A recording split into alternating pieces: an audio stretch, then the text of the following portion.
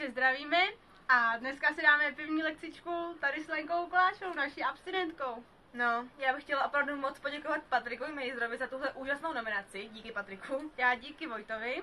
No, a dáme dáme se do toho. Tak na nás. Tak na nás.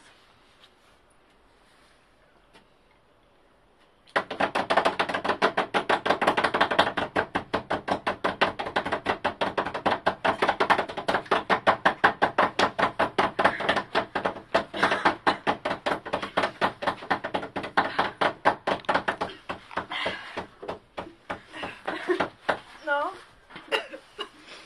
Možná mi začalo chutnat. No, takže jdem na další.